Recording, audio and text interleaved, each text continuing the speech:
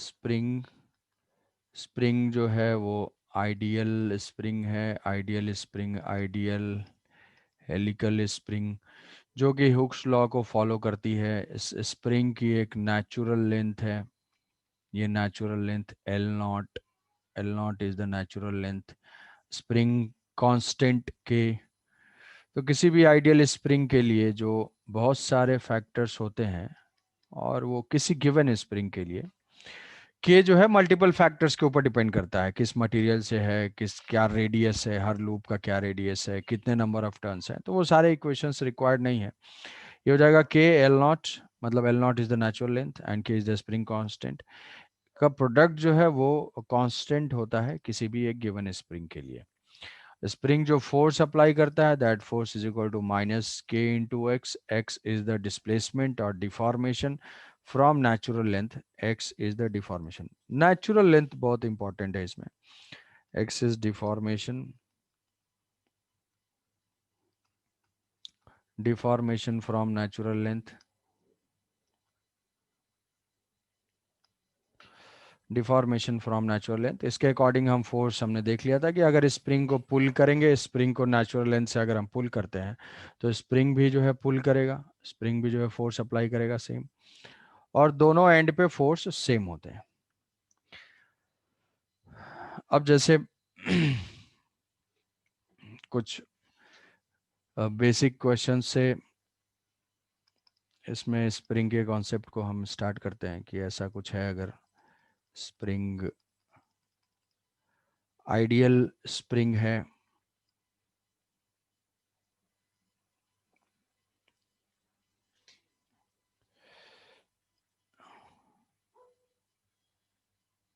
Same type के spring है, और ये स्प्रिंग जो है वो एंगल गिवन है कि ये 60 डिग्री पे है। यहाँ से अगर कोई ब्लॉक सस्पेंडेड है और ये इक्विलिब्रियम में है, इक्विलिब्रियम में है, मास इसका m है, तो find the deformation in each spring. अगर स्प्रिंग कांस्टेंट हम इसका सेम लेते हैं, find deformation, deformation in each. तो डिफॉर्मेशन से ये हम सोच सकते हैं कि भाई स्प्रिंग में इलांगेशन ही होगा, बट अगर कहीं पे कंफ्यूजन होता है तो तुम कोई भी चीज इलांगेशन या कंप्रेशन एज्यूम करके उस डायरेक्शन में फोर्स दिखाओगे। अगर एजम्पशन करेक्ट होगा तो वो पॉजिटिव आएगा, अगर इनकरेक्ट होता है तो वो अपने आप नेगेटिव आ जाएगा। तो find deformation in each spring, तो इसका आंसर आ जाना चाहिए कि स्प्रिंग में कुछ डिफॉर्मेशन होगा। स्प्रिंग दोनों सेम है तो सिमेट्रिकल है, चाहे तो हम k1 x1 भी मान सकते हैं, बट वो x1 x2 सेम आ जाएगा। तो हम दोनों में डिफॉर्मेशन जो है x और x होगा। क्यों? सेम टाइप के स्प्रिंग है, सेम एंगल है, तो यहाँ से kx होगा, ये जो है kx होगा, यहाँ से भी kx होगा। तो kx जो है ये दोनों फोर्सेस के बीच में एंगल है 60 डिग्री, तो ये हो जाएगा √3 kx। इक्वल वेक्टर्स हैं, अगर 60 डिग्री पे हैं तो वेक्टर का इक्वेशन याद होगा, a² + b² + 2ab cos theta. तो रिजल्टेंट जो फोर्स होगा, that force would be √3 kx, √3 kx। और यहाँ से इस पॉइंट पे फोर्स एक्ट कर रहा है ब्लॉक के फ्री बॉडी डायग्राम से, तो इसका आंसर हम इजीली दे सकते हैं कि √kx is equal to mg। तो यहाँ से x की वैल्यू हो जाएगी mg डिवाइडेड बाई √3k।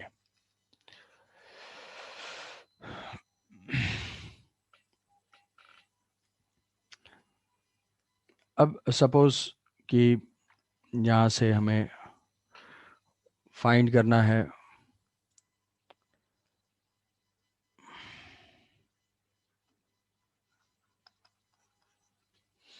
किस टाइप से एक वर्टिकल फ्रेम है, वर्टिकल फ्रेम है, और इस वर्टिकल फ्रेम में स्प्रिंग यहाँ से अटैच्ड है,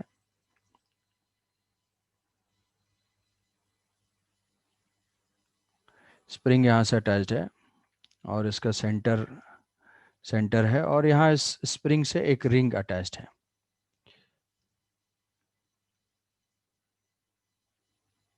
हाँ हाँ, तो ये क्वेश्चन जो है, दोनों जो है स्प्रिंग्स दोनों 60 डिग्री पे स्प्रिंग इंक्लाइंड है, यहाँ से 60 डिग्री एंगल्स गिवन है, दोनों सेम टाइप के स्प्रिंग है। तो सेम टाइप के अगर स्प्रिंग है तो के एक्स, के इंटू एक्स, डिफॉर्मेशन एक्स होगा। हमें फाइंड क्या करना है कि इस स्प्रिंग में डिफॉर्मेशन क्या है। तो एक्स डिफॉर्मेशन एज्यूम कर लिया। अगर कुछ डाउट होता है कि कैसे एक्स होगा तो हम चाहें तो डिफरेंट भी ले सकते हैं। इसमें डिफरेंट लेंगे, फोर्सेस को रिजॉल्व करेंगे हॉरिजॉन्टल और वर्टिकल में। अगर हम रिजॉल्व करेंगे तो ये क्या करेंगे, हॉरिजॉन्टल कंपोनेंट कैंसिल आउट हो जाएंगे। तो कैंसिल आउट हो जाएंगे तो k one k into x one is equal to k into x two. जो भी कॉस थीटा साइन थीटा दोनों थीटा सेम ही होगा, तो ये x one equal to x two आएगा। तो यहाँ हम सिमेट्री से ये समझ पा रहे हैं कि भाई ठीक है, सेम टाइप के स्प्रिंग है, 60 डिग्री पे है, तो डिफॉर्मेशन भी बिल्कुल सेम सेम होगा। तो एक्स एक्स मैंने डिफॉर्मेशन मान लिया, एंड ईच स्प्रिंग में जो फोर्स है दैट इज इक्वल टू के एक्स एंड के एक्स। तो दो फोर्सेज हैं, इक्विलिब्रियम में है, एक साइड से यहाँ से के एक्स का फोर्स एक्ट कर रहा है, साइड से भी के एक्स का फोर्स एक्ट कर रहा है, और यहाँ से एम जी है। ये एंगल 60 डिग्री है, तो मैंने इसका जो है इक्वलेंट फाइंड कर लिया। इक्वलेंट फाइंड करने के लिए वेक्टर में हमारे पास अप्रोच है कि दो वेक्टर्स अगर इंक्लाइंड हैं थीटा डिग्री पे, तो ए एंड बी अगर वेक्टर्स हैं तो A square plus B square plus two A B cos theta 60 degree पे होंगे तो उसका रिजल्टेंट हो जाएगा √3 into k x is equal to m g. Equate कर दिया, डिफॉर्मेशन की वैल्यू आ गई। तो जस्ट स्प्रिंग फोर्स को रिजॉल्व करके रिजल्टेंट फाइंड करना है। नेक्स्ट क्वेश्चन है कि स्प्रिंग है, उस स्प्रिंग का जो स्प्रिंग कांस्टेंट है, स्प्रिंग कांस्टेंट जो है वो है एम जी। स्प्रिंग कांस्टेंट ये है M ji by are.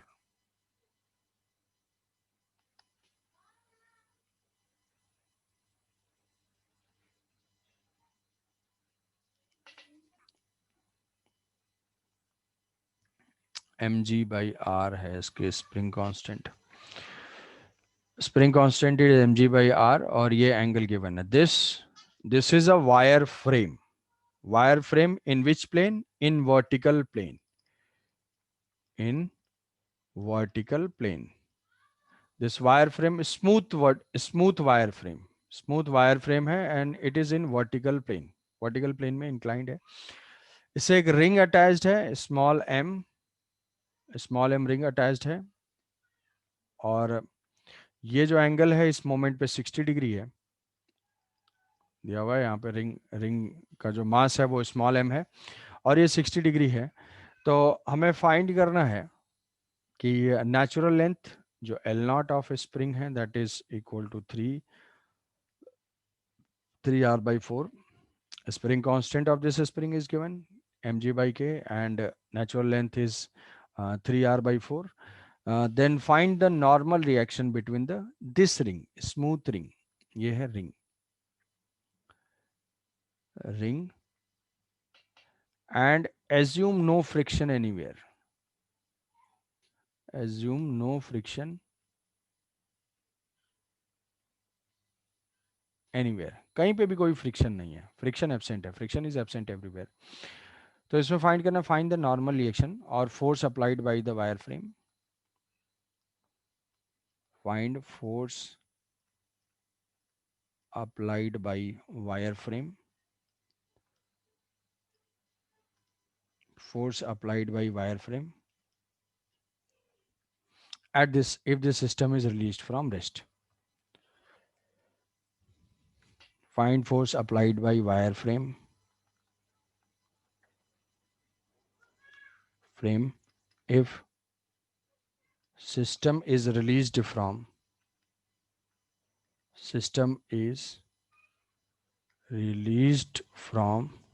rest. Rest से इसको रिलीज किया गया। Then what is the normal reaction? What is the normal force acting on this ring, which is connected to a spring, ideal spring of a spring constant mg/r, natural length L naught, and presently इसकी ये position है। तो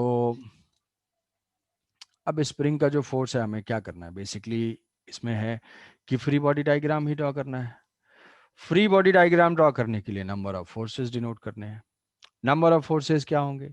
number of forces जो होंगे वो contact force होगा और field force होगा। तो फील्ड फोर्स तो mg है, और mg अभी कैसे वर्टिकल प्लेन में अगर सेटअप है तो वो mg क्या है, वर्टिकली डाउनवर्ड डायरेक्शन में। तो हम फोर्सेज यहाँ से डिनोट कर देंगे भाई। बेसिकली कोई भी फोर्स फाइंड करना है कभी भी, तो फ्री बॉडी डायग्राम ड्रॉ करना है, फोर्सेस को कंपोनेंट में रिजॉल्व करना है। अगर एक्सेलेटेड है तो F equal to ma apply करना है, अगर एक्सेलेटेड नहीं है तो net force equal to 0 apply करना है। यही बेसिक पॉइंट है। उसमें डिफरेंट डिफरेंट सिचुएशंस हमें मिलेंगी। तो ये जो है mg वर्टिकली डाउनवर्ड्स है, mg वर्टिकली डाउनवर्ड्स है, और एक तो फील्ड फोर्स, और कांटेक्ट फोर्स कहाँ से होगा, रिंग से। फ्रिक्शन है नहीं, फ्रिक्शन है नहीं तो यहाँ पे जो भी फोर्स होगा वो नॉर्मल होगा। नॉर्मल किस डायरेक्शन में होगा, दोनों के कांटेक्ट सरफेस के नॉर्मल। तो इस वायर फ्रेम का जो नॉर्मल होगा वो क्या सेंटर से पास करेगा, भाई सर्कुलर है, सर्कुलर है तो सेंटर से पास करेगा ही। तो ये नॉर्मल। कहोगे सर ये डायरेक्शन मुझे कैसे पता, कि क्योंकि अगर ये रिंग हम कंसिडर करते हैं तो कोई भी इस वायर फ्रेम का कोई भी पॉइंट यहाँ से कांटेक्ट में हो सकता है, चाहे तो ये कांटेक्ट में हो, ये कांटेक्ट में, ये कांटेक्ट में हो। तो हमने मान लिया कि रेडियली आउटवर्ड होगा, सरफेस के परपेंडिकुलर होगा, रेडियली आउटवर्ड होगा। अगर कुछ अलग आ रहा होगा तो वो अपने आप नेगेटिव आ जाएगा यहाँ पे। तो n एज्यूम किया, mg एज्यूम किया, और यहाँ से जो है इसका फोर्स, अब स्प्रिंग का फोर्स फाइंड करना है। स्प्रिंग के फोर्स के लिए चाहिए k इंटू एक्स। एक्स क्या है, एक्स है डिफॉर्मेशन फ्रॉम नेचुरल लेंथ। तो डिफॉर्मेशन फ्रॉम नेचुरल लेंथ, तो यहाँ पे पता कैसे चलेगा कि ये कंप्रेशन है या इलोंगेशन है। तो उसके लिए क्या करना होगा, इसकी जो भी प्रेजेंट लेंथ होगी वो फाइंड करना होगा। प्रेजेंट लेंथ में से हम नेचुरल लेंथ को सब्ट्रैक्ट करेंगे तो मिल जाएगा हमें डिफॉर्मेशन। तो नेचुरल लेंथ तो गिवन है कि L नॉट 3r/4 है। प्रेजेंट लेंथ अगर हम यहाँ से फाइंड करते हैं तो ये तो रेडियस है, और ये भी जो है रेडियस है। तो ये अगर r है तो ये भी r होगा। इसके सामने एंगल अगर 60 डिग्री है तो इसके सामने भी एंगल, इक्वल साइड्स के एंगल इक्वल होंगे, तो ये भी 60 होगा। दो 60 हो गए तो इस ट्रायंगल में थर्ड भी जो है वो 60 होगा। मतलब ये इक्विलैटरल है, इक्विलैटरल ट्रायंगल है। इक्विलैटरल ट्रायंगल है तो इस मोमेंट पे length of spring, length of spring is equal to r. Spring की लेंथ हो जाएगी आर। तो जब लेंथ आर है तो what is deformation, length present length minus natural length. present length minus natural length, what is present length, present length is r, what is natural length, 3r/4 हो जाएगा, 3r/4। तो यहाँ से आ जाएगा 4r माइनस 3r, ये हो जाएगा r/4। तो deformation is equal to r/4। तो पहले तो हमने डिफॉर्मेशन फाइंड किया भाई, चलो ये तो x की वैल्यू आ गई r/4। What is force, force is equal to kx along which direction. अब ये तो इलोंगेशन है तो पुल कर रहा होगा, तो ये इसी लेंथ के अलॉन्ग पुल कर रहा होगा। तो k into x is equal to mg/r, k and this is r/4, ये कैंसिल आउट हो जाएगा, ये होगा mg/4। सारे फोर्सेस आ गए, बस हमें क्या करना है, फ्री बॉडी डायग्राम ड्रॉ करके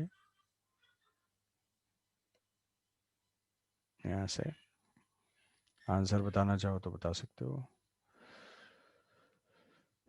ये है नॉर्मल रिएक्शन, और ये kx, ये mg, ये 60, ये 60, ये 60। तो ये टेंजेंट, टेंजेंट के साथ एंगल 30। अच्छा ये एंगल 60 है तो ये भी 60 है, तो टेंजेंट के साथ एंगल इसका 30 होगा। तो mg को रिजॉल्व करेंगे, स्प्रिंग फोर्स किधर है, स्प्रिंग इलोंगेटेड है तो ये हो जाएगा mg/4, है ना, mg/4, mg/4 पुल कर रहा होगा, mg/4, और यहाँ से होगा mg। तो फोर्सेस को रिजॉल्व करेंगे, फाइंड करना है क्या, नॉर्मल। तो नॉर्मल के लिए मतलब अलोंग रेडियल में हम सारे फोर्सेस को रिजॉल्व कर लेते हैं। कोई भी दो परपेंडिकुलर डायरेक्शन चाहिए हमेशा, और तीन ही टाइप के कोऑर्डिनेट सिस्टम ऑलवेज यूज होते हैं। कौन कौन से कोऑर्डिनेट सिस्टम, एक हमारा कार्टेशियन कोऑर्डिनेट सिस्टम है जिसमें फोर्स को, वेलोसिटी को, मोमेंटम को रिजॉल्व करने की जरूरत होती है। दूसरा, कभी हम इंक्लाइन प्लेन पे अगर डील करते हैं, इंक्लाइन प्लेन पे, तो हमें ये दो कोऑर्डिनेट सिस्टम ले सकते हैं, ऐसे ले सकते हैं, up the plane, down the plane, positive ले सकते हैं। और थर्ड टाइप का कोऑर्डिनेट सिस्टम सर्कुलर में आता है, जिसको सर्कुलर मोशन में बहुत बार फ्रिक्वेंटली यूज करते हैं। तो सर्कुलर टाइप का सिस्टम होगा तो ऑलवेज हम क्या करते हैं, कहोगे ऐसा क्यों सर, कुछ और नहीं ले सकते? ले सकते हैं, बट मोस्ट प्रिफर्ड डायरेक्शन है, जिससे प्रॉब्लम सॉल्विंग थोड़ा इजी हो जाएगी। ये एक्स एंड वाई, यहाँ पे एक्स एंड वाई ऐसे जूम कर सकते हैं। तो हम पूरे फिजिक्स में ये तीन ही टाइप के कोऑर्डिनेट सिस्टम में जूम करते हैं। फोर्सेस को रिजॉल्व करने के लिए वेलोसिटी को, एक्सेलेरेशन को, मोमेंटम को, मोमेंटम कंजर्वेशन अप्लाई करना होगा, रोटेशनल में अप्लाई करना होगा, सर्कुलर में अप्लाई करना होगा, एसएचएम वगैरह कुछ भी होगा, कुछ भी होगा तो हमारे कोऑर्डिनेट सिस्टम तो यही है। तो सर्कुलर टाइप का होगा तो ऐसे रेडियल और टेंजेंशियल ले लेंगे। तो फोर्सेस के साथ मैंने रिजॉल्व करने के लिए एंगल रिक्वायर्ड है। एंगल जो है यहाँ पे मेजर कर लिया, ये 60 है, तो ये भी जो है लाइन रेडियल है 60, तो ये 30। तो एम जी साइन 30,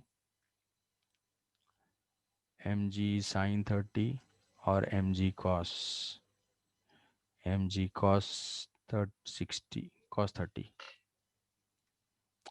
कॉस 30। और इस mg/4 को अगर रिजॉल्व करेंगे तो ये हो जाएगा mg cos 60, mg/4 है ये, mg/4 cos 60 डिग्री। तो अलोंग द रेडियल डायरेक्शन, अब यहाँ पे हम इक्वेट कर लेंगे। मे भी पता नहीं तुम्हारे दिमाग में ये पॉइंट आया होगा या नहीं। सर्कुलर पाथ पे है, जब हम ये रिंग को रिलीज करेंगे ना, तो ये तो सर्कुलर पाथ पे मूव करेगा। इसका मोशन कैसा होगा, इस रिंग का सर्कुलर होगा। सर्कुलर का छोटा सा पॉइंट अगर याद कर पाओगे कि सर्कुलर मोशन में एक सेंट्रीपिटल टाइप का फोर्स होता था, सेंट्रीपिटल एक्सेलेरेशन होता था और टेंजेंशियल एक्सेलेरेशन होते थे। तो यहाँ पे क्या है, सिस्टम रिलीज से रेस्ट से रिलीज हुआ है। तो इस मोमेंट पे what is the centripetal acceleration? अगर वेलोसिटी जीरो है तो सेंट्रीपिटल एक्सेलेरेशन जीरो होगा। तो सेंट्रीपिटल एक्सेलेरेशन जीरो होगा तो नेट जो सेंटर के लॉन्ग इक्वेशंस हैं वो बैलेंस कर रहे होंगे। ऐसा नहीं कि डायरेक्टली हम बैलेंस कर देंगे हमेशा, नहीं। क्या सर्कुलर पाथ पे मूव करने वाला पार्टिकल इक्विलिब्रियम में होता है? नहीं। सर्कुलर पे जाएगा तो उसके पास दो टाइप के एक्सेलेरेशन हो सकते हैं, सेंट्रीपिटल और टेंजेंशियल। ठीक है, उसको सर्कुलर में हम डिस्कस करेंगे। बट फिर भी वो पॉइंट जो है तुम रिकॉल कर सकते हो कि हाँ भाई, हाँ सेंट्रीपिटल तो होता था। तो यहाँ पे क्या है कि सेंटर की तरफ जो भी नेट फोर्सेज हैं, कौन कौन से फोर्सेज हैं नेट फोर्स टुवर्ड सेंटर? एक तो mg/4 है, mg/4 cos 60 डिग्री। और ये दो फोर्सेज हैं, कौन कौन से? माइनस माइनस, हम क्या लिख रहे हैं? Net force toward centre. क्यों लिख रहे हैं? क्योंकि सर्कुलर पाथ है, सर्कुलर वायर है, सर्कुलर वायर पे मूव करेगा। तो minus mg cos 30 minus n is equal to zero. Minus n is equal to zero. Zero क्यों? Mass into centripetal acceleration. नहीं तो इसको लिख ही लेते हैं, पॉइंट मिस ना हो। इक्विलिब्रियम मत समझना कभी भी इसको कि हमेशा जो है सेंटर के लॉन्ग हम बैलेंस करते हैं। इस केस में इक्विलिब्रियम है। क्यों है? Released from rest. अगर रिलीज्ड फ्रॉम रेस्ट तो A C is equal to v² / r is equal to zero. तो इसलिए net force equal to mass into acceleration लिख दिया। एन की वैल्यू आ जाएगी, N is equal to cos 60 is equal to ये हो जाएगा mg/8 माइनस cos 30 √3/2। तो ये हो जाएगा mg√3/2। तो ये जो है टर्म नेगेटिव आएगा, नेगेटिव आएगा। मतलब एक्चुअल में क्या है, वो वायर फ्रेम क्या कर रहा है? वायर फ्रेम उसको टुवर्ड सेंटर फोर्स अप्लाई कर रहा है। एक्चुअल में जो हमने एज्यूम किया, ये देखोगे ये नेगेटिव आएगा, नेगेटिव आएगा। तो n जो है, n is equal to -4√3 - 1/8 into mg। Minus क्या सिग्निफाई कर रहा है? Normal reaction is towards the centre. Sir cos 60 होगा?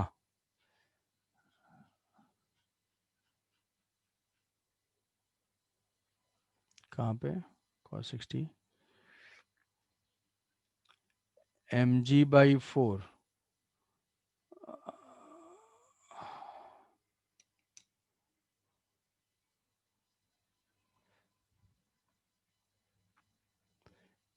mg cos 60 होगा,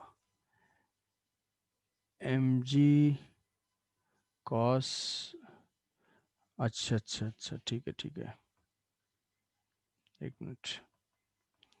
एम जी कॉस, हाँ 60, ओहो, हाँ हाँ हाँ, ठीक है ठीक है ठीक है। एम जी कॉस 30 नहीं, m g cos 60, m g cos 60 यहाँ पे होगा, ठीक है। एम जी कॉस 60, तो ये हो जाएगा minus m g cos 60, m g cos 60 degree minus n, तो यहाँ से n की वैल्यू हो जाएगी m ji by 4, minus m ji by 4,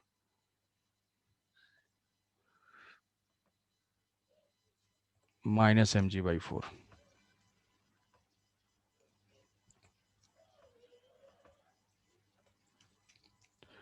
तो m ji by 8, m ji by 1/2 8 minus m ji by 2 minus n equal to 0, तो n की वैल्यू आ जाएगी, n is equal to 4, 3/8, 3 minus 3 m ji by 8, minus क्या बता रहा है, normal reaction is directed towards centre, ठीक है, डायरेक्टेड टुवर्ड्स सेंटर, सेंटर की तरफ है। हमने अभी एज्यूम किया है, कहीं पे भी तुम्हें एडवांस में डायरेक्शन जानने की जरूरत नहीं है, तुम एज्यूम कर सकते हो जैसे भी अपने आप। अगर वो पॉजिटिव आ रहा है, हमारा एजम्पशन करेक्ट है, अदरवाइज क्या होगा, ये जो फोर्स है वो टुवर्ड सेंटर है, वायर जो है उस पुश रिंग को सेंटर की तरफ पुश कर रहा है, और मैग्नीट्यूड उसका सेम रहेगा 3 mg/8, ठीक है। कोई डाउट, आशुतोष, दिशा, शरण्या? तो यहाँ से की पॉइंट क्या है, की पॉइंट है कि हमें फोर्स देखने के लिए लेंथ देखना है, लेंथ से change in length, change in length के बाद फोर्सेस डिनोट करना है, बाकी सब कुछ वही पहले जैसा इक्विलिब्रियम है और एक्सेलेरेटेड है,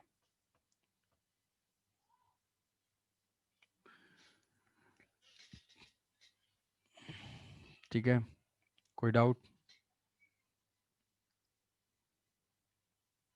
ओके, नेक्स्ट है cutting of spring, cutting of spring, cutting of spring, spring cutting. Generally spring को अगर हम कट करते हैं, आइडियल स्प्रिंग है, कोई भी एक स्प्रिंग है, एक गिवन स्प्रिंग को अगर हमने कट कर दिया, इसकी नेचुरल लेंथ अगर है, नेचुरल लेंथ अगर इसकी है L0, L0, और इसको जो है दो लेंथ में कट किया गया है, ओरिजिनल का स्प्रिंग कांस्टेंट के, अगर रेशियो गिवन है तो जनरली ऐसे गिवन होता है कि if the springs are cut in the ratio of H/B, मतलब L1/L2 is equal to A/B, and L1 plus L2 is equal to L0, then what is L1? तो यहाँ से हम फाइंड कर सकते हैं L1 की वैल्यू, दो इक्वेशंस हैं, L1 is equal to A divided by A plus b into L0, what is L2? L2 is equal to B divided by A plus b into L0। तो ये तो दोनों के लेंथ आ गए। फिर इसमें फाइंड करना है what is K1 K2, spring का जो है कट पोर्शन है, इसका जो है स्प्रिंग कांस्टेंट क्या होगा। तो स्प्रिंग कांस्टेंट फाइंड करने के लिए गिवन स्प्रिंग के लिए K इंटू एल अगर कट करते हैं, तो K into L0 is equal to K1 L1 is equal to K2 L2, K1 is equal to, तो यहाँ से पुट कर देंगे, K1 फाइंड करना है, K1 L1 is equal to K into L0, what is K1? K1 तो find ही करना है, what is L1? A L0 divided by A plus b is equal to k L0, ये cancel out होगा, तो K1 की value देखोगे यहाँ पे स्प्रिंग्स जो हैं वो ज़्यादा स्टिफ हो जाएंगी, पहले से स्प्रिंग कांस्टेंट ओरिजिनल स्प्रिंग से जो लेंदी स्प्रिंग होगी उसको डिफॉर्म करना इजी होगा। स्टिफ के क्या बोलते हैं, के को हम स्टिफनेस कांस्टेंट भी बोलते हैं। स्टिफनेस कांस्टेंट मतलब कितना टफ है, जितना ज्यादा के होगा उतना ज्यादा उसको डिफॉर्म करने में मेहनत लगेगी, एफर्ट लगेगा। तो यहाँ पे देखो A plus B divided by A, ये ग्रेटर देन 1 वाली क्वांटिटी है, तो K1 की वैल्यू इंक्रीज कर जाएगी। What is K2? K2 भी हम फाइंड कर सकते हैं, K2 भी same B by a plus b, a plus B divided by बी इंटू के। तो ये हो जाएगा न्यू स्प्रिंग कांस्टेंट। अब फर्दर यहां से स्प्रिंग्स अगर कंबाइन होते हैं, कंबाइन होंगे तो कॉम्बिनेशंस में combination of spring, combination of spring, springs को अगर हम कंबाइन करते हैं तो उनको एक सिंगल स्प्रिंग कांस्टेंट से रिप्लेस कर सकते हैं। कि ऐसा कोई एक स्प्रिंग है, दो स्प्रिंग, ये दो स्प्रिंग मान लिया पैरेलल में कनेक्टेड हैं, और ये जो भी फोर्स अप्लाई कर रहे हैं ये एक स्मॉल ब्लॉक कनेक्टेड है। तो इसको क्या करना है, हमें एक सिंगल स्प्रिंग से रिप्लेस करना है विच अप्लाइज द सेम फोर्स। कि अगर ये जो स्प्रिंग कांस्टेंट थे यहाँ पे K1 एंड K2, तो यहाँ से अगर ये ब्लॉक इक्विलिब्रियम पोजीशन में x डिस्प्लेस होता है तो इसके ऊपर जो फोर्स एक्ट करे सेम फोर्स यहाँ पे भी एक्ट करे, तभी ये क्या होगा, इक्विवेलेंट होंगे। कि सेम डिफॉर्मेशन पे सेम फोर्स एक्ट करना चाहिए, तभी हम बोलेंगे कि ये इसका इक्विवेलेंट है। तो यहां से हम अगर देखेंगे तो दोनों स्प्रिंग में कौन सी क्वांटिटी सेम है। अगर स्प्रिंग्स को हम बोलेंगे पैरेलल कॉम्बिनेशन, ये जो है ये कॉम्बिनेशन ऑफ स्प्रिंग में है, ये पैरेलल कॉम्बिनेशन। तो springs are said to be in parallel, springs are said to be in parallel, in parallel when deformation is same। दोनों में क्या हो, डिफॉर्मेशन इज सेम। फोटो से सीरीज पैरेलल नहीं डिसाइड होता है। तो यहाँ से अगर दोनों सेम टाइप के फोर्स अप्लाई करेंगे तो ये तो लिख सकते हैं K1x स्प्रिंग 1 का फोर्स, स्प्रिंग 2 का फोर्स K2x, x डिफॉर्म हुआ है यहाँ से K1x K2x is equal to K equivalent into x, यहाँ से K इक्वलेंट इंटू एक्स। तो x तो सब में सेम है, तो जो K इक्वलेंट होगा वो हो जाएगा K equivalent equals to K1 plus K2। Spring constants हमें डायरेक्ट ऐड कर देना है। तो इसमें कंफ्यूजन ये होता है, ये फॉर्मूला ऑब्वियसली पता होगा, इसमें कंफ्यूजन ये होता है कि अगर इस केस में मुझे इक्विवेलेंट स्प्रिंग से रिप्लेस करना है,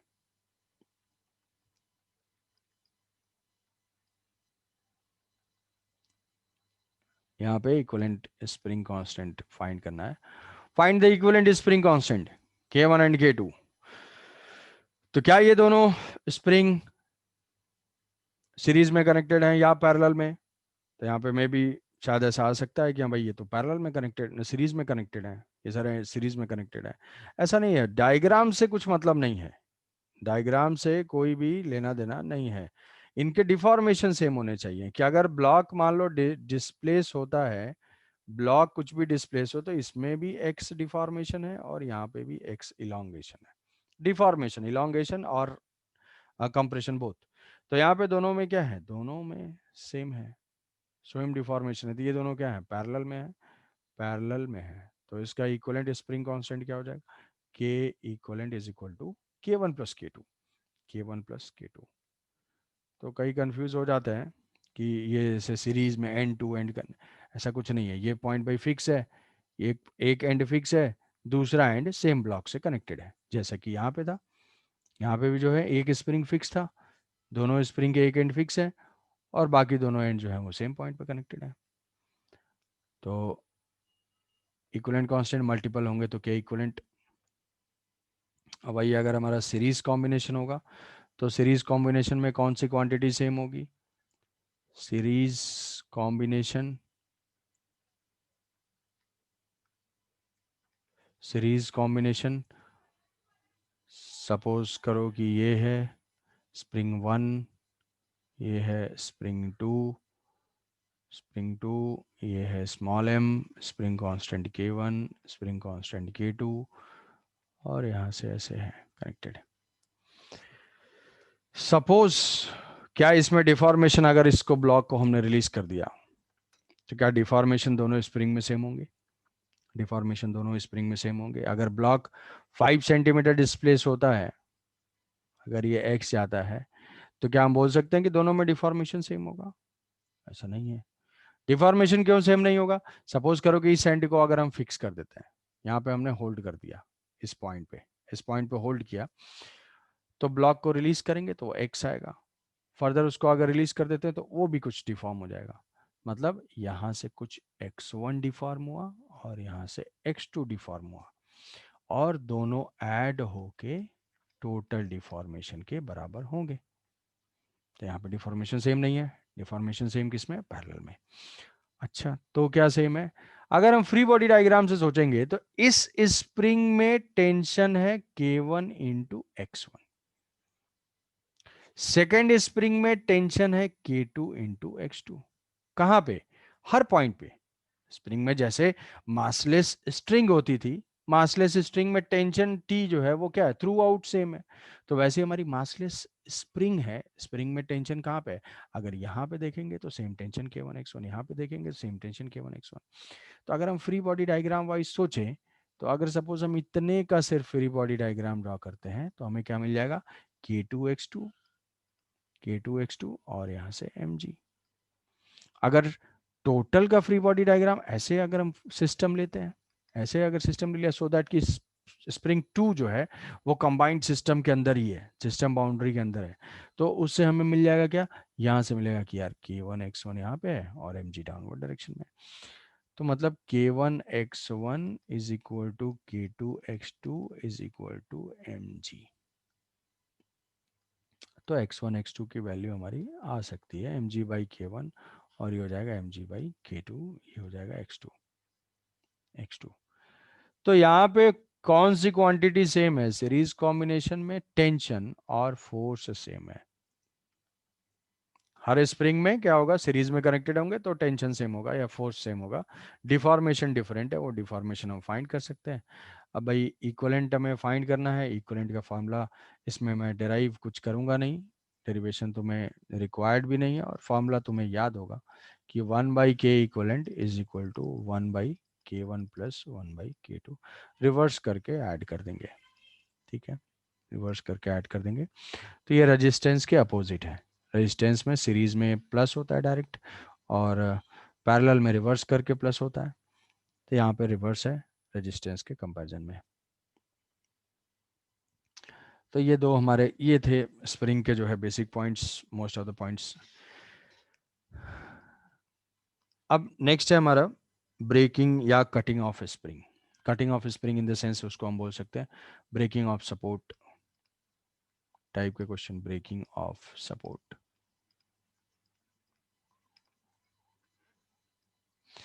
ब्रेकिंग ऑफ सपोर्ट में दो पॉइंट्स,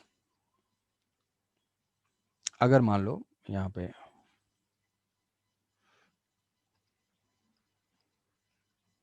छोटा सा एग्जांपल अगर लेते हैं कि ये सपोज कि ये ब्लॉक है A एंड B, ये जो है 2 है और ये 3 है, और सेम यहाँ पे स्प्रिंग भी कनेक्टेड है, आइडियल स्प्रिंग कनेक्टेड है, ये 2 है और ये है 3। What is the tension in each string? Her string में टेंशन क्या है? तो टेंशन हम यहाँ पे बता सकते हैं।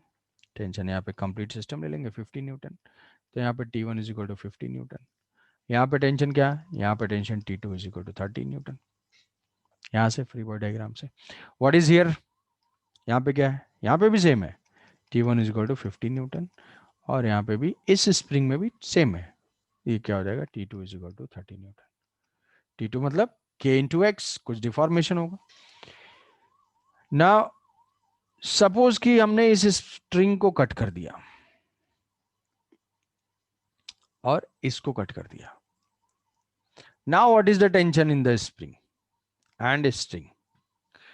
तो आफ्टर, ये क्या है हमारी बिफोर वाली सिचुएशन है, और ये क्या है बिफोर वाली सिचुएशन है। यहाँ पे आफ्टर कटिंग क्या होगा, ये तुरंत स्ट्रिंग कट हो जाएगी, तो जिस स्ट्रिंग को कट करेंगे वो तो जीरो हो जाएगा, यहाँ पे T2 0। और अभी ये इंटैक्ट है, इंटैक्ट है तो हम फिर से फ्री बॉडी डायग्राम देखेंगे, फिर से देखेंगे तो क्या होगा, यहाँ से 20 एक्ट कर रहा होगा और यहाँ से कुछ T1 होगा, स्प्रिंग 1 का टेंशन। तो अभी आफ्टर कटिंग जो है वो हो जाएगा T1 is equal to 20 newton. Spring में, स्प्रिंग में आफ्टर कटिंग, आफ्टर कटिंग अगर कट कर दिया तो भाई इस कट किया तुरंत तो इसका टेंशन तो जीरो हो गया, तो T2 is equal to zero, जिसको कट करेंगे वो जीरो। अब इसमें स्ट्रिंग जो स्प्रिंग इंटैक्ट है उस स्प्रिंग का जो फोर्स है वो क्या कर रहा है, दोनों पॉइंट के लेंथ के ऊपर डिपेंड कर रहा है, मतलब डिफॉर्मेशन के ऊपर डिपेंड कर रहा है।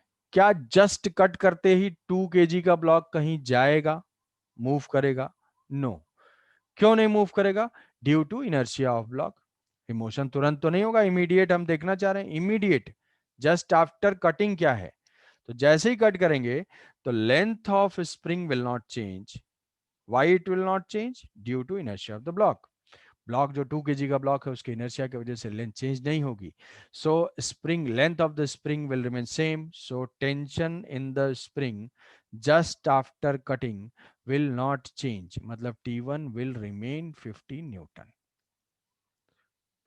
तो ये स्ट्रिंग और स्प्रिंग के कटिंग में डिफरेंस है कि किसी भी सिस्टम में अगर स्प्रिंग्स कनेक्टेड हैं और मान लो फिर हमने किसी सपोर्ट को ब्रेक कर दिया, जैसा टॉपिक है कि ब्रेकिंग ऑफ सपोर्ट, मतलब सडनली कुछ पार्ट कट कर दिया, तो अगर कट कर देंगे तो क्या वहां पे कुछ टेंशन में चेंज होगा? स्ट्रिंग में टेंशन चेंज हो जा रही है इमीडिएटली, बट स्प्रिंग में टेंशन चेंज नहीं होगी। तो इस चीज को हम लिख लेंगे, tension in string changes immediately after, yeah ऐसे लिख लें, tension in the string changes immediately but in spring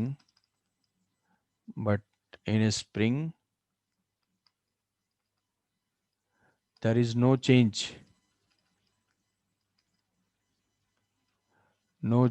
in tension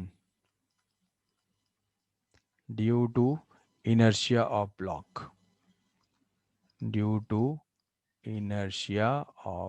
block के इनर्शिया की वजह से ब्लॉक सडनली मूव नहीं कर रहा है, तो उसके इनर्शिया की वजह से उसमें टेंशन चेंज नहीं होगी। ठीक है, ये पॉइंट में किसी कोई डाउट? ये बस एक पॉइंट है, इसका एप्लीकेशन अभी करते हैं। तो जिस स्ट्रिंग को कट किया टेंशन जीरो, स्प्रिंग को कट किया टेंशन जीरो, स्ट्रिंग इंटैक्ट है वहां चेंज हो गया, स्प्रिंग जो इंटैक्ट है नो चेंज। बस ये पॉइंट्स हमें प्रॉब्लम में यूज करना है। जैसे मान लिया कि ऐसा कुछ है,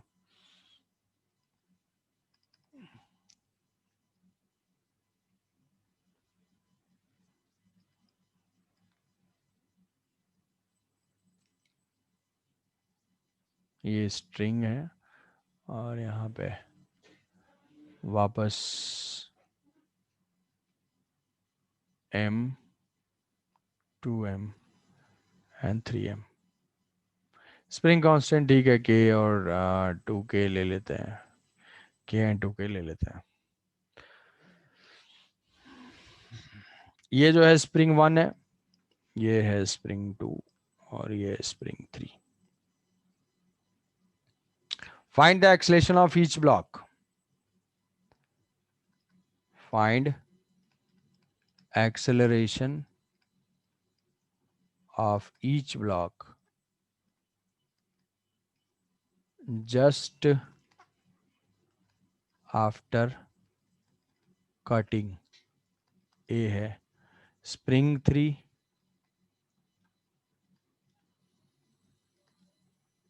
स्ट्रिंग 2, स्प्रिंग 1, कि एक बार मान लिया कि इसको कट कर दिया तो सारे ब्लॉक का एक्सेलेरेशन क्या होगा, फिर इसको कट कर देंगे क्या होगा, फिर इसको कट कर देंगे क्या होगा। सिर्फ ये नहीं कि ऑल, पहले अगर हम 3 कट करते हैं और 2 कट करते हैं और 1 कट करते हैं, ओनली 1, एक ही, सारे केसेस इंडिपेंडेंट है। प्रॉब्लम में इसमें ये नहीं कि सीरीज में है, पहले 3 कट कर दिया फिर 2 कट कर दिया फिर 1 कट कर दिया सब काट के गिरा दिए, ऐसा नहीं है। सिर्फ 3, ओनली 3, ओनली 2, ओनली 1। तो हम सारे केसेस इसमें देखते हैं। तो बिफोर एंड आफ्टर वाली कहानी तो लिखनी ही पड़ेगी। बिफोर एंड आफ्टर 3 को कट किया जा रहा है, तो बस तुम्हें बस उतना ही बिफोर एंड आफ्टर प्रॉपरली लिख देना, आंसर आ जाएगा।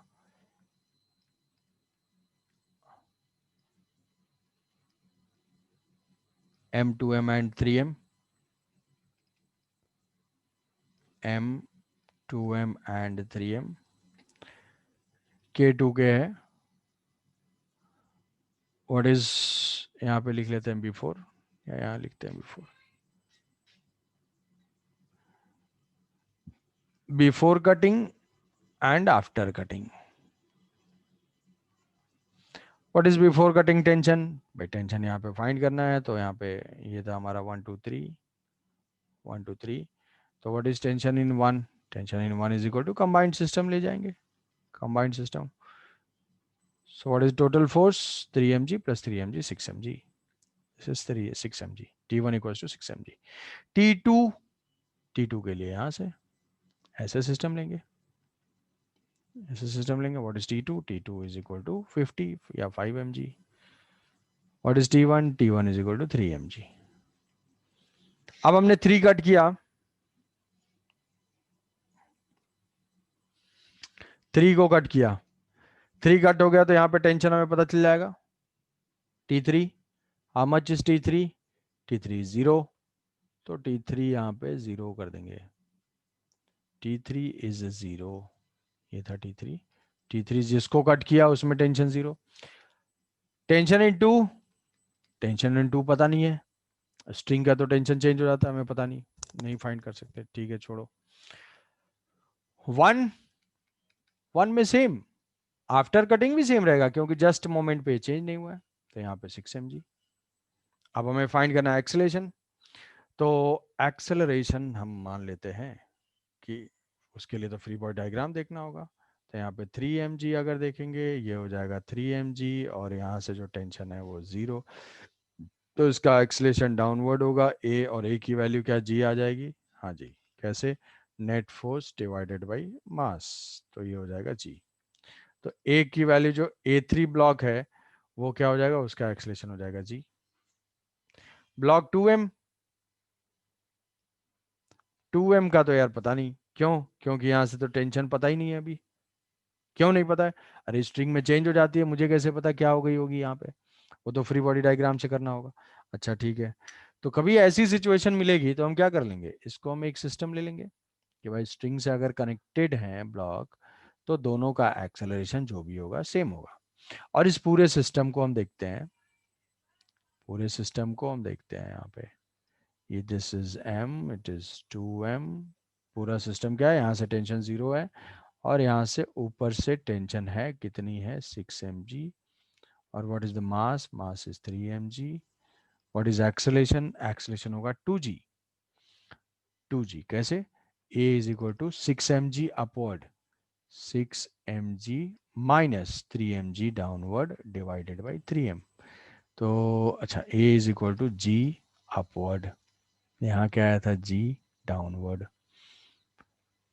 ठीक है। अब अपवर्ड आया तो भाई यहाँ पे टेंशन अब हम फाइंड कर सकते हैं, कैसे, फिर से फ्री बॉडी डायग्राम से, कि यहाँ से तो टेंशन T है, तो इक्वेशन क्या लिखेंगे, जो भी T2 की वैल्यू, मान लिया यहाँ T2 है, सेटअप ऊपर जा रहा है, तो ब्लॉक 2 के लिए 2M के लिए ये है T2 एंड T2, और ये 2mg, acceleration is g। What is value of T2, यहाँ से T2 is equal to T2 minus 2mg is equal to 2m into G, तो T2 is equal to 4mg, तो यहाँ से जो है T2 की वैल्यू 4mg आ जाएगी। ऐसे हम फाइंड करेंगे टेंशन। मान लो 4mg नहीं आती, माइनस mg आ जाती, माइनस mg का मतलब क्या है कि ये स्ट्रिंग को जो है क्या करना है, पुश करना है अपोजिट डायरेक्शन में। क्या ऐसा कभी पॉसिबल होगा, ऐसा कभी भी पॉसिबल नहीं होगा, क्यों, क्योंकि स्ट्रिंग तो कभी भी पुश नहीं कर सकती। तो ऐसे का मतलब ये है कि स्ट्रिंग स्लैक हो गई है, मतलब ऐसा भी केस पॉसिबल है कि स्ट्रिंग स्लैक हो जाए, क्या टेंशन हो जाए, कुछ भी हो सकता है, स्लैग भी हो सकती है। तो ऐसे मुझे क्लियर नहीं है, तो मैं यही अप्रोच लूंगा, कट करने के बाद हम एक सिस्टम ले लेंगे कंप्लीट, और अगर उसका एक्सलेशन होगा, दोनों एक साथ मूव करें, स्ट्रिंग स्लैक नहीं है, तो क्या होगा, तो दोनों एक साथ मूव करेंगे, जो भी एक्सलेशन होगा कॉमन होगा, तो वो कॉमन एक्सलेशन हम फाइंड कर लेंगे।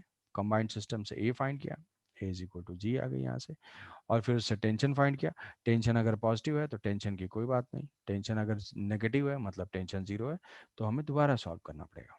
दोबारा सॉल्व करना पड़ेगा।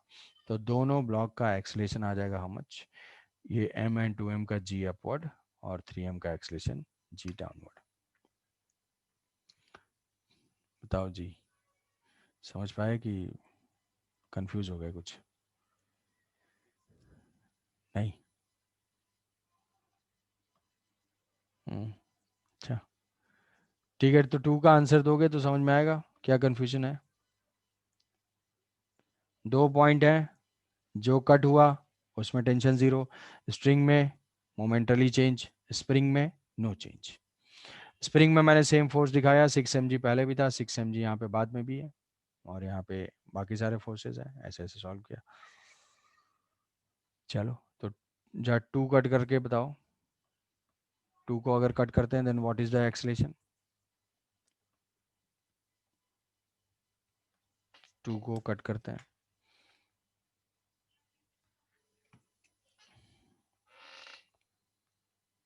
सेम फिर से मैं डायग्राम ड्रॉ कर दे रहा हूँ केस 2 के लिए, बी पार्ट के लिए। When string 2 is cut, after cutting,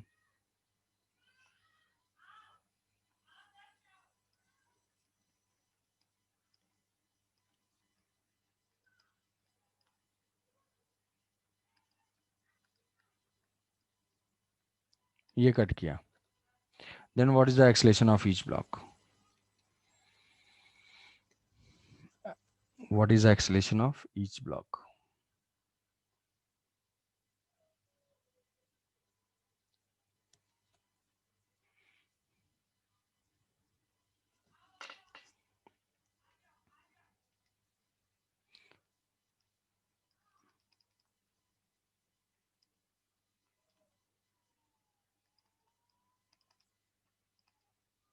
ये बिफोर की सिचुएशन है और ये आफ्टर की सिचुएशन है।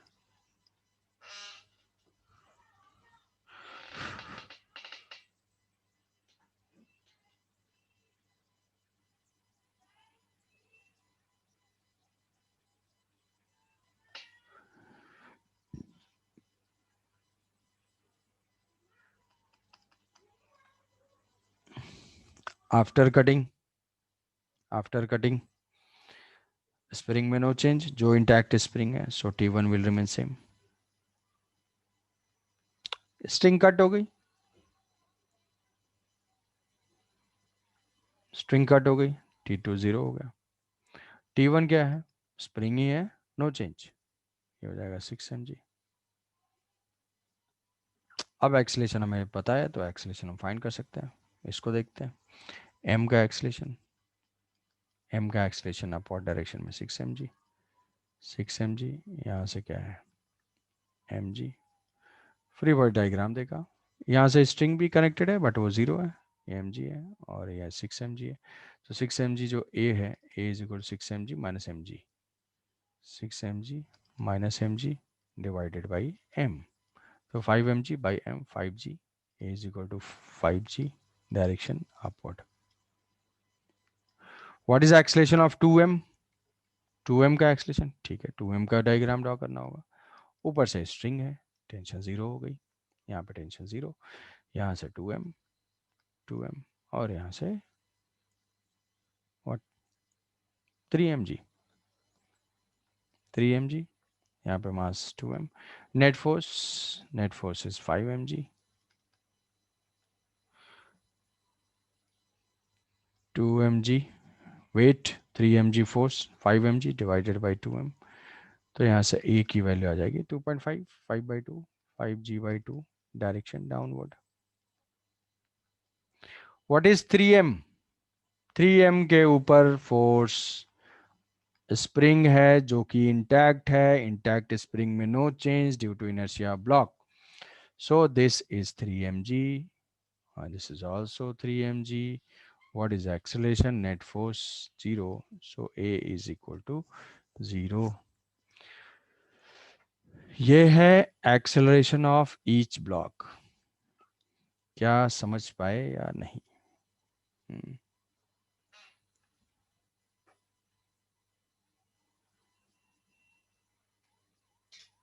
हम्म, कोई doubts? Yes sir. Ashutosh, Sharanya,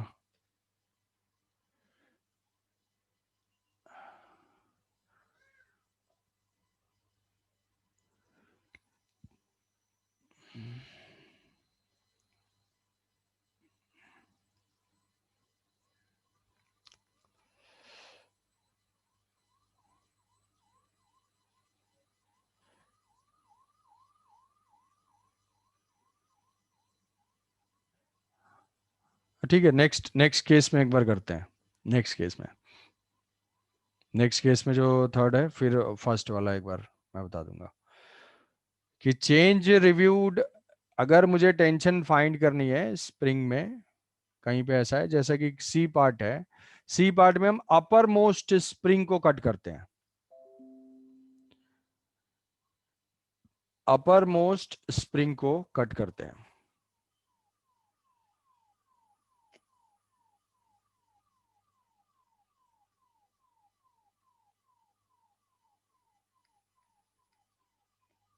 M, 2M, 3M, इसको कट कर दिया। Find acceleration of each block. T1 6 mg, T2 before वाली situation, T2 T2 is equal to 5, T3 3, upper most spring cut हुई after, after tension T1, T1 0, T2 unknown. कैसे unknown? अरे अभी तो string में चेंज हो जाता है तुरंत, मुझे नहीं पता क्या हुआ। ठीक है, अब ये स्ट्रिंग में कुछ टेंशन है भी या स्लैक हो गई, हमें तो कुछ नहीं पता। तो T3, T3 as it is, क्योंकि स्प्रिंग है, is 3 mg। Now find the acceleration of each block. तो सपोज कि मैं अगर इस ब्लॉक में फाइंड करना चाहता हूँ, इंटरेस्टेड हूँ अगर, तो मुझे T2 पता होना चाहिए, बट T2 तो पता ही नहीं है। तो चलो इसका फाइंड कर लेते हैं, 3 mg का। 3 mg का जो है फोर्स तो 3 mg है, इधर से 3 mg है, और यहाँ से जो है 3 mg है। तो जस्ट लोअर वाले का जैसे ही कट होगा एक्सलेशन जीरो होगा, एक्सलेशन जीरो होगा। तो यहाँ से 3 mg, 3 mg फोर्स, और ये वेट, और इससे एक्सलेशन हो जाएगा जीरो, 3m का। 2m का भी चाहिए, 2m के लिए फिर क्या चाहिए, T2 चाहिए, नहीं पता यार। तो इसमें हम क्या कर लेंगे, इसको एक सिस्टम ले लेंगे और मानेंगे कि कुछ टेंशन है, स्ट्रिंग में टेंशन है। तो स्ट्रिंग में जब टेंशन है तो ऐसा आ जाएगा, ये दोनों ब्लॉक कनेक्टेड हैं। This is m and 2m।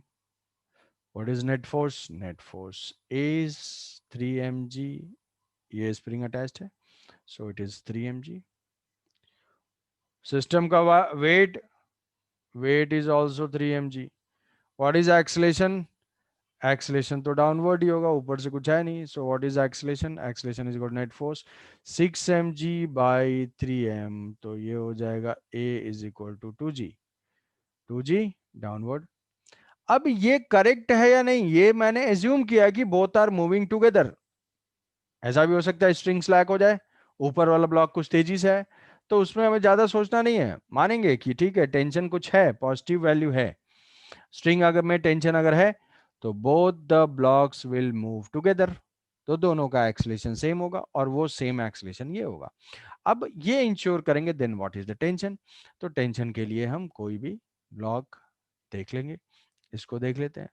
तो ये जो M है, M के ऊपर एक्ट कर रहा है टेंशन T2, और यहाँ से इसका वेट mg, और इसका एक्सलेशन आया 2g। So what is T2? Equation हम लिखेंगे T2 प्लस mg,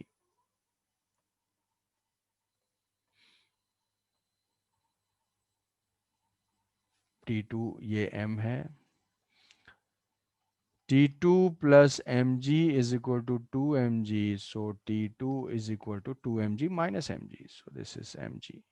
तो ये हमारी जो आंसर जो वैल्यू है mg आ गई, और वो पॉजिटिव है और सही है, मतलब हमारा जो एजम्पशन था वो करेक्ट है, तो ये हो गई T2 is equal to mg। तो यहाँ पे आंसर हो जाएगा mg। ओहो हो, पहले 5 mg था, अभी देखो तुरंत चेंज हो गया, बट ये स्प्रिंग में बिल्कुल इंटैक्ट है, कोई चेंज नहीं हुआ। तो इस तरीके से हमने स्ट्रिंग जो इंटैक्ट रहेंगी उसमें टेंशन भी फाइंड कर सकते हैं, एक्सलेशन ऑफ ईच ब्लॉक भी फाइंड कर सकते हैं। बहुत आसान है, कोई भी सिचुएशन दिया जाए सॉल्व कर सकते हो। कोई डाउट? अगर डाउट नहीं है तो नेक्स्ट क्वेश्चन का आंसर होना चाहिए करेक्ट।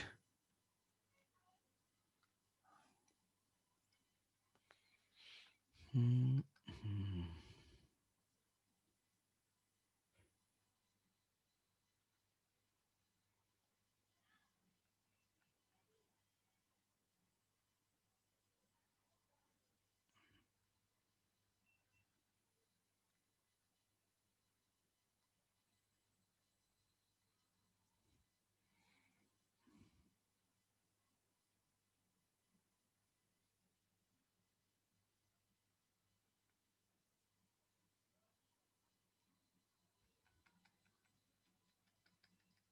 हम्म, ये है 3m,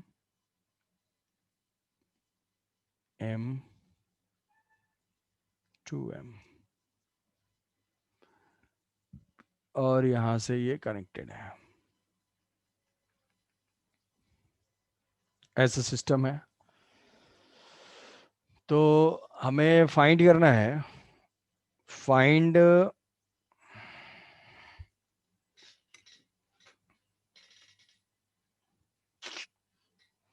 tension in each tension of each block.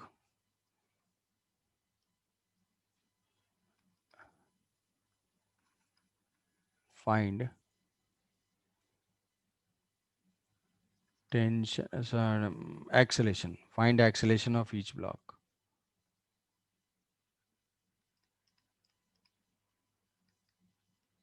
acceleration of each block just after cutting the string। कौन सी स्ट्रिंग कट हो रही है? As shown. इसको कट करने के बाद हर ब्लॉक का एक्सेलेरेशन क्या होगा और स्ट्रिंग में टेंशन भी बताना है। ये एक ही स्ट्रिंग है, ऐसे नहीं सोचना है कुछ अलग है। ये स्ट्रिंग है, मासलेस स्ट्रिंग है। स्प्रिंग कांस्टेंट इफ रिक्वायर्ड, हम एज्यूम कर सकते हैं कि initially system is in equilibrium, suddenly string को कट कर दिया गया। Find the acceleration of each block.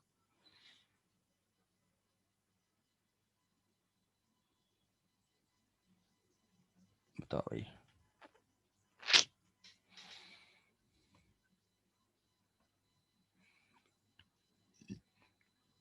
ये जो है मतलब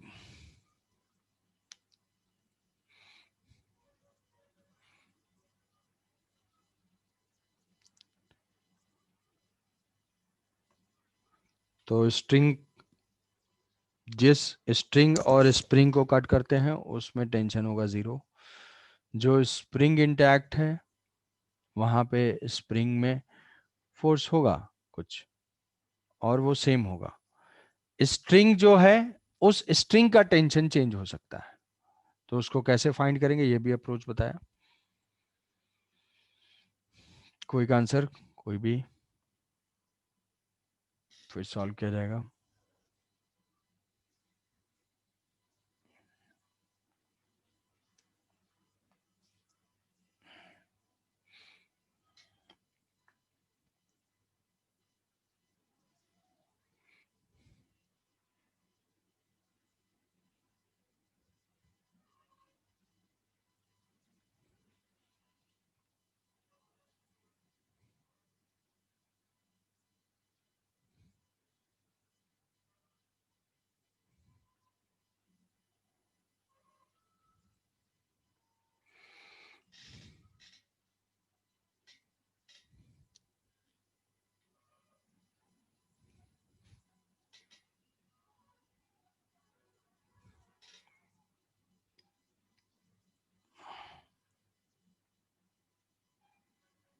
तो जो है वो उतना रेलेवेंट नहीं है। तो स्यूडो फोर्स है F pseudo, it is a correction force, क्योंकि जो ऑब्जर्वर होते हैं हमारे, ऑब्जर्वर, वो ऑब्जर्वर दो टाइप के होते हैं।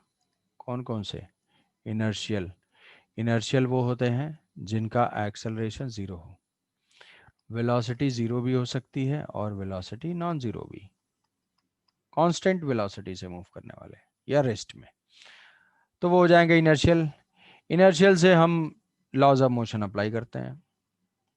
बट अगर हमें कभी नॉन इनर्शियल से अप्लाई करना पड़े, नॉन इनर्शियल, तो नॉन इनर्शियल में जो एक्सेलरेटेड होता है, एक्सेलरेशन जीरो होता है, तो उसको हम बोल सकते हैं कि एक्सेलरेटेड फ्रेम, एक्सेलरेटेड फ्रेम और नॉ और रोटेटिंग फ्रेम। रोटेटिंग फ्रेम, क्या रोटेटिंग फ्रेम भी एक्सेलरेटेड होता है? हाँ। क्या एक्सेलेरेशन होता है? Centripetal acceleration. तो ए नॉट इक्वल टू जीरो हो अगर, तो नॉन इनर्शियल है। तो ऐसे फ्रेम ऑफ रेफरेंस में कभी भी हम लॉज ऑफ मोशन अप्लाई करते हैं, हमें एक और एक्स्ट्रा फोर्स कंसीडर करना होगा, that is called pseudo force. तो for application of laws of motion we must consider pseudo force। मतलब स्यूडो नाम क्यों है? क्योंकि इसका कोई रियल ओरिजिन नहीं है। ग्रेविटी हुआ, टेंशन हुआ, इनका कुछ ओरिजिन एस्टिंग ने अप्लाई किया। ये किसने अप्लाई किया? किसी ने नहीं, बट फिर भी अप्लाई हो रहा है। क्यों? फ्रेम ऑफ रेफरेंस चेंज होने से। तो स्यूडो फोर्स का मैग्नीट्यूड, स्यूडो फोर्स का मैग्नीट्यूड हो जाएगा माइनस ऑफ मास जिसके ऊपर अप्लाई करना है उसका मास इनटू एक्सेलरेशन ऑफ फ्रेम जो ऑब्जर्व कर रहा है, और उसके अपोजिट डायरेक्शन में। माइनस क्या बता रहा है कि जिधर ऑब्जर्वर जाएगा उसके अपोजिट में फोर्स अप्लाई करेगा। कितना? Mass of the object into acceleration of frame. तो सपोज कि हमें इसको अप्लाई करना है, तो अप्लाई करने के लिए जो किसी भी फ्रेम से हो सकता है, जैसे कि हम एक क्वेश्चन ऐसे ले लेते हैं कि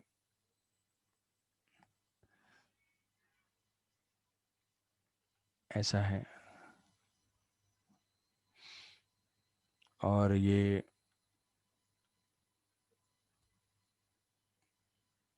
जी से, ये थीटा है और ये स्मॉल एम है और ये कैपिटल एम है। ऑल सरफेसेस आर स्मूथ, ये जो है स्मूथ सरफेस है, ठीक है। और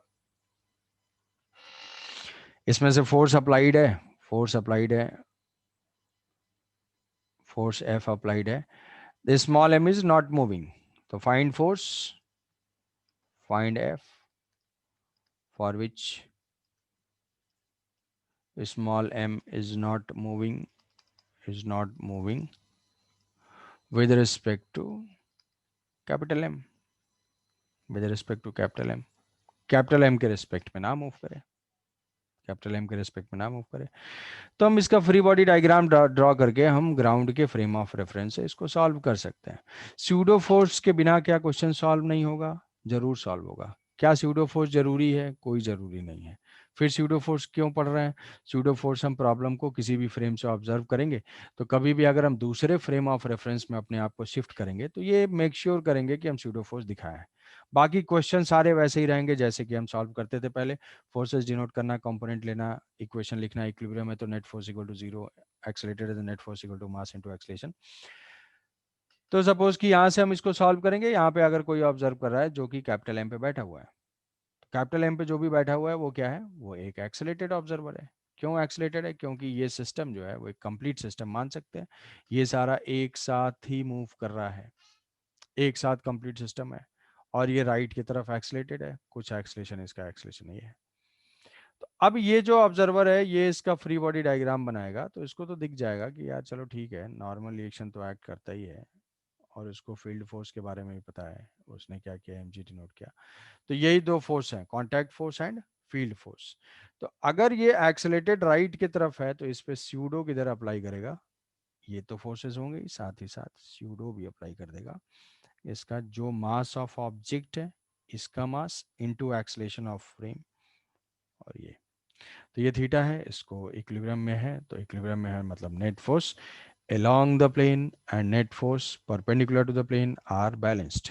तो ये हो जाएगा एम जी को रिजॉल्व किया, एम जी कॉस थीटा, यहाँ से आता है एम जी साइन थीटा, और यहाँ से एम ए है तो ये हो जाएगा m a cos theta, m a cos theta. From equilibrium हम ये लिख सकते हैं कि m a cos theta is equal to m g sine theta. तो ये m कैंसिल आउट हो जाएगा। Required acceleration is equal to g tan theta. इतना एक्सलेशन इस सिस्टम में क्रिएट करने के लिए कितना मास रिक्वायर्ड है? तो मास हो जाएगा, कितना फोर्स रिक्वायर्ड है? Force is equal to total mass into acceleration A. तो F is equal to m into M G tan theta. तो यहाँ पे फ्रेम ऑफ रेफरेंस चेंज करने से हमने स्यूडो अप्लाई किया। आई होप कि इसमें कुछ डाउट नहीं होगा। बस ये एक क्या ग्राउंड से कर सकते हैं? ग्राउंड से भी कर सकते हैं, बिल्कुल एक ही साथ मूव कर रहा है तो कुछ एक्सलेशन मान के फोर्स दिखा सकते हैं। कुछ क्वेश्चन में ये थोड़ा रिलेटिवली इजी हो जाता है। जैसे जैसे मान लो कि ये सिस्टम है,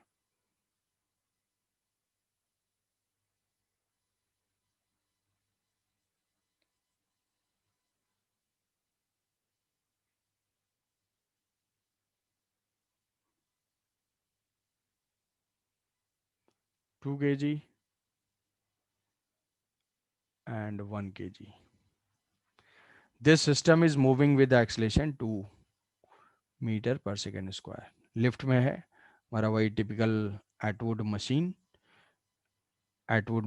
टिपिकली 2 मीटर पर सेकेंड स्क्वायर है, and this is going up.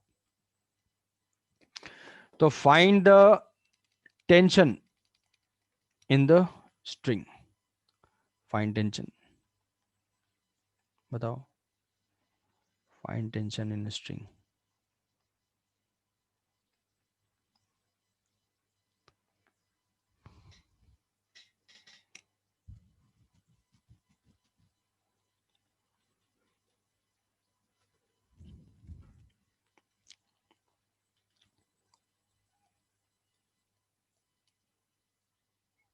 जी की वैल्यू 10 ले लेनी है, टेंशन बताना है।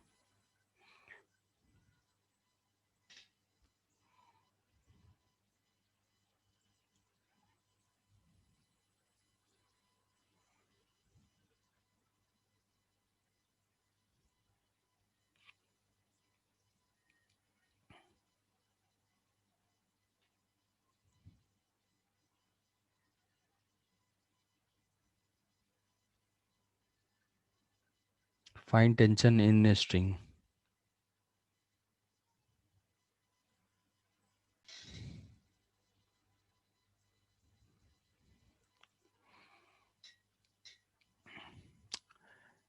N1 will increase, decrease or remain same, N2 will increase, decrease or remain same।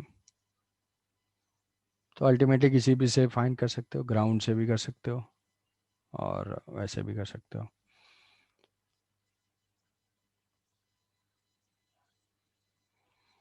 Both increases, both increases, ठीक है।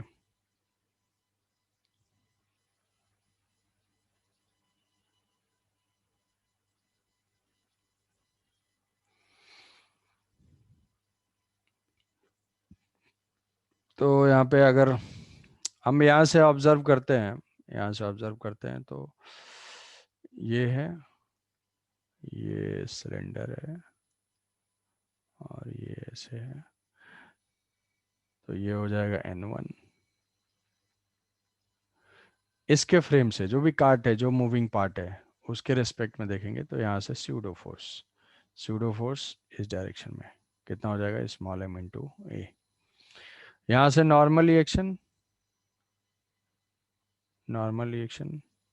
वो नॉर्मल रिएक्शन हो जाएगा N2, और N2 की वैल्यू कितनी होगी, यहाँ पे सेंटर पे एक्ट कर रहा होगा mg। तो ठीक है भाई, यहाँ से हमने लिख लिया, ये थीटा है, ये भी थीटा होगा। तो N2 cos theta is equal to mg, और N2 sin थीटा यहाँ से जो होगा N2 cos theta is equal to m g. तो जो n2 है that n2 is equal to m ji by cos theta. क्या n2 a के ऊपर डिपेंडेंट है? नो। n2 की वैल्यू हमने फाइंड कर लिया। ये अगर एक्सलेट हो रहा है तो चेंज क्या हो रहा है? हॉरिजॉन्टल डायरेक्शन में अगर हम देखेंगे तो यहां से जो भी वैल्यू है वो n2 cos theta, n2 sin theta, तो n2